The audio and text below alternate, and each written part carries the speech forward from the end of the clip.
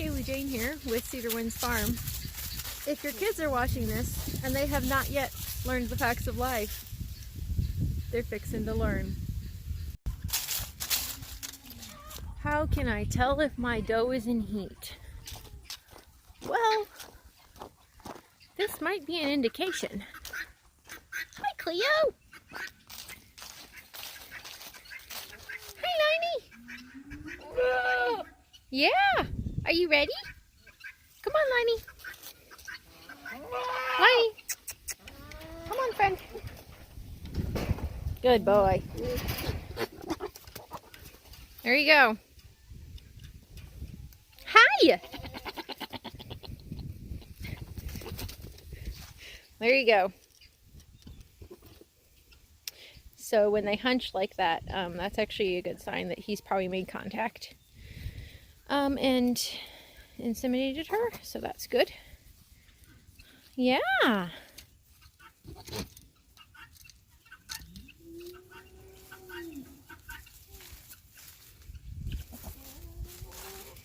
Here, can I move you guys? Let's put you down in this bottom pen.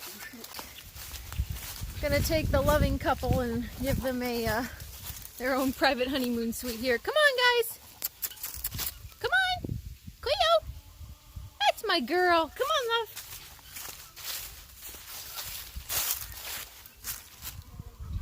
Come on. Oh, you're flirting with your brother. Don't do that. That's bad.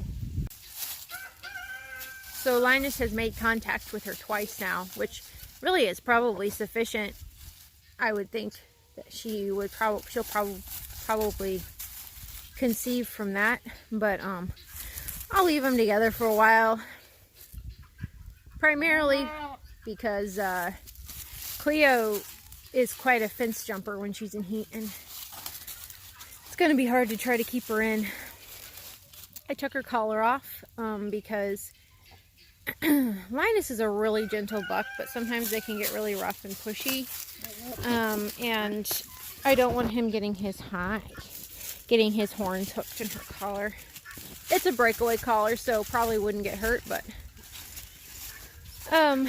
you know, I don't want to ruin my collar either. Are you happy you finally get a doe to breed? Yeah, it makes you so happy. So this is fun. This is a side-by-side comparison of a brother and sister. You're just getting hung up in that branch, aren't you, Alfie? Hi, Alfie. You're so handsome.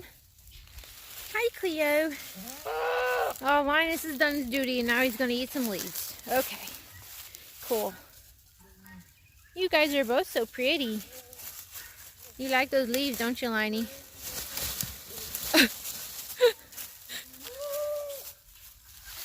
Don't worry, you'll get your turn. I promise. Good boy. Hi, Huckleberry. Hi.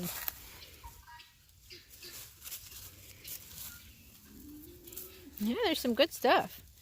I brought you guys some hay too. I'll get you a little water. Yeah. So these guys have hay and water, and I'm just going to leave them for a while. Hi. Don't flirt with me. Go flirt with Cleo. Thank you. A lot of times people will not leave bucks and does alone together at breeding time. But this is a nice open pen, so, you know, he's not going to get too rough with her and get her trapped in a corner more than likely. And he's just a nice, gentle buck. I think any buck who breeds a doe twice and then takes a break to eat leaves probably don't have to worry too much about aggression there. Are you playing hard to catch, Cleo? Oh my goodness. Oh my goodness. People frequently ask questions, you know, first-time breeders, about heat and breeding and heat cycles and all that. So hopefully this video was helpful to you. Goats will usually have a heat cycle every 18 to 21 days. My goats are seasonal breeders, so they will cycle from roughly September-ish to January-ish. It just varies depending on the year. But anyway, Cleo has been cycling about every 21 days, so I've been tracking her heat cycle. So I knew she was going to be coming into heat. And if she takes today, if she conceives and is pregnant, she'll have a due date of around April 6th. So we're in the safe zone. I wanted to hold off and not breed until November, because I wanted April and May kids, because it's hopefully will be warmer at that time. So what I'm going to do is I'm going to leave her with the buck for a while. She's a little bit freaked out. She's never been bred before. This is all new territory to her. And she's a little bit of an emotional goat anyway. So, you know, if she settles down, I'll probably leave her in there all day. If not, I'll take her back out and put her in with the herd. Because I did see 2 successful breedings. So I feel pretty confident that she's probably bred. And then I'm going to watch her. I usually like to wait 30 days after a breeding before I feel sure that the doe has settled and she is bred. So if in 30 days I don't see her come back into heat again, I'm going to assume that she's bred. Sometimes they will be in standing heat for only a couple of hours. Sometimes they can be in standing heat for days.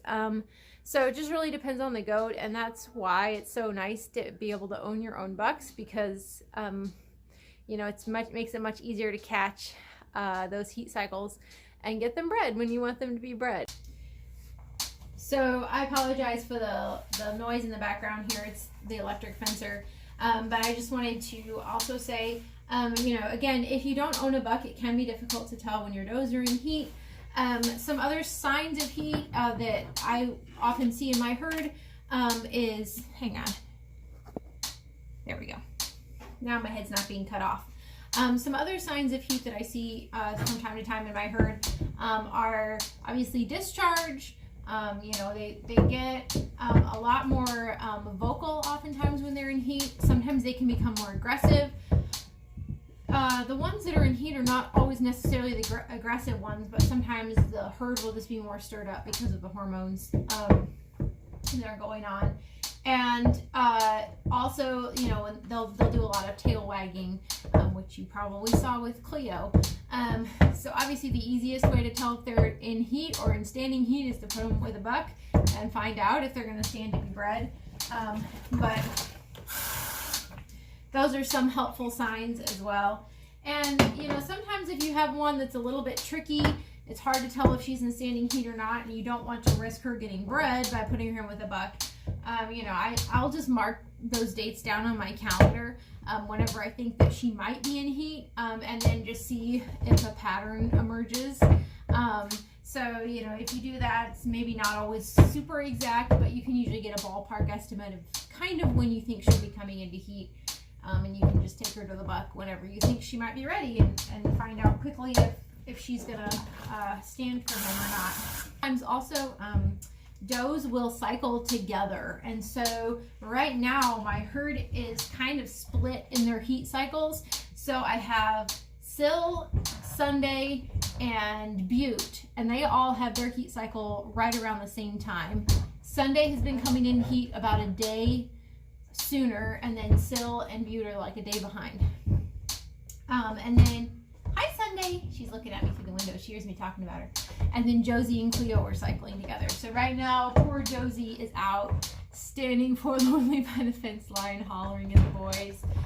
But I don't want her bred until December, because I want to be able to keep milking her for a little bit longer. So typically, obviously with my yearlings, they've never been bred, so I don't have to worry about that. But typically with the does that are in milk, if they're in good condition and their body condition is good and they're keeping their weight on, they seem really healthy, I will keep milking them right up until about 2 months before they kid. And then I'll start the process of drying them off. Some does are really easy to dry off, and you can just decrease their grain ration and, you know, they'll be dry within a few days or a week. Other does, they're all fighting out there. They're all stirred up. Other does have a tremendous will to milk, and it can take a long time to dry off. So if you have a doe who's a really good producer, and you're not sure if she's going to be easy or hard to dry off, you might want to start drying her off about 2 months into her pregnancy, so that you have some time to kind of gradually decrease her feed and gradually decrease the amount that you're milking. So it's not a huge shock to her, and she does for sure get those 2 months off. If a goat is skinny, or if they're having some kind of a health concern, I will obviously dry them off a lot sooner. You know, I don't want to be greedy with the milk and you know, ruin the health of my goats. That doesn't make any sense on any level to do that. So obviously their health is my highest priority in all of these decisions. And some does will just dry themselves off. You know, they'll just kind of quit producing. And you know, when they do that, then you know that they're ready, and you know their body's telling them that it needs a break. So you know, always listen to that as well. But in general, for a normal healthy doe, giving her a 2-month break before she kids again should be sufficient for her. So I'm very excited. I always get very excited about breeding season. You know, I've been planning for this these kids for like probably 3 years now. So like breeding season is the first step in kind of the final result that I've been planning for so long. So I'm quite thrilled. I think these will be gorgeous kids. I had Nubian Alpine kids born this spring, and they were just really nice. They had a lot of good qualities, which was what I was hoping to breed for. They were just really hardy, really vigorous, grew well, seemed quite healthy, just really nice kids. So I'm excited to see some more of those next spring.